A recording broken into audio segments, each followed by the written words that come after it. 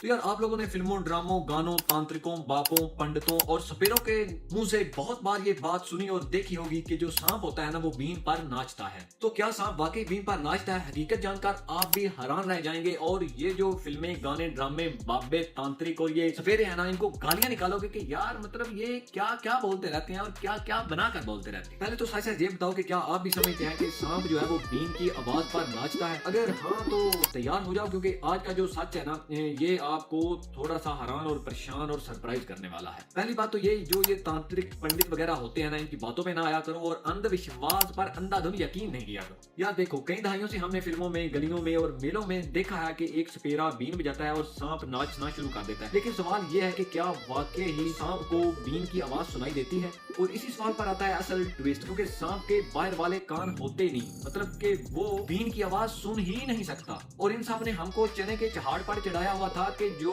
सांप है ना वो बीन की आवाज पर नाचता है, वो आशिक होता है, वो आशिक मशूकी कर रहा होता है। जी हाँ, आप इन सब लोगों को बता दें कि जो सांप के बाहर वाले कान होते हैं ना वो नहीं होते, वो बाहर की मौसीकी जो है ना वो नहीं सुन सकता, वो बीन की आवाज सुन ही नहीं सकता, वो हमारी तरह गाने नहीं सुन सकता। तो फिर भाई ये डांस कहाँ से आता है? ये भी एक सवाल है कि सांप बीन को देखकर नाचने क्यों लग जाता है। सवाल तो ये बहुत ज्यादा इंटरेस्टिंग है और मेरे भाई जो बहुत ज्यादा अंधविश्वास पर विश्वास करते हैं ना, असल इसके पीछे जो लॉजिक है वो ये है कि जो सांप है ना उसको बीन की आवाज सुनाई नहीं देती, लेकिन जो सपेरा बीन बजाता है और उसको हिलाता है ना, जो उसकी मूवमेंट होती है ना, उसकी जो वाइब्रेशन होती है वो महसूस होती है सांप को। क्योंकि जब सपेरा बीन बजाता है ना वो साथ साथ इसे हिलाता भी है और सांप की नजर मूवमेंट पर बहुत तेजी से होती है। सांप समझता है कि सामने कोई खतरा है, इसलिए वो अपना सर उठाकर इस चीज को फॉलो करने लगता है। वो बीन का आशिक नहीं है, वो बीन की आवाज को एंजॉय नहीं कर रहा होता, बल्कि वो इसको खतरा समझता है। और मेरे जो भाई अंधविश्वास पर विश्वास रखते हैं ना, उनको लगता है कि वो रिदम पर नाच रहा है, लेकिन हकीकत में वो सिर्फ सर्वाइवल मूड में होता है कि मैं बच सकूं, खतरे से बचूं और खतरे को सर्वाइव कर सकूं, उसको डस लूं। और यहाँ पर एक और भी बात होती है कि जो सपेरे होते हैं उनके पास बहुत ज्यादा सांप होते हैं जिनको उन्होंने